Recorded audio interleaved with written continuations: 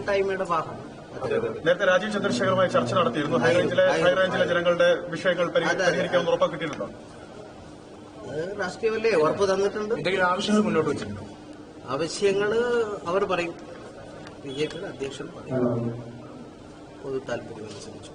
എന്തായാലും തെരഞ്ഞെടുപ്പിലേക്കില്ല. ഇല്ല. ഒറ്റയ്ക്കല്ല വരവ്, കൂടെ പാർട്ടി അണികളുണ്ടോ സിപിഎമ്മിന്റെ? അതൊന്നും ആരെയും ക്ഷണിച്ചിട്ടില്ല.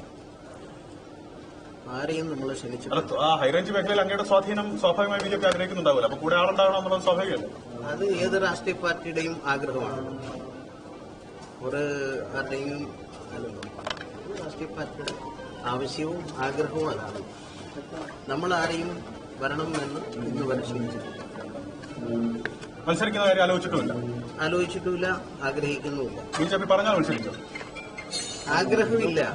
പാർട്ടി പറഞ്ഞാൽ ആഗ്രഹമില്ല. ശരി ശരി ശരി താങ്ക് യു.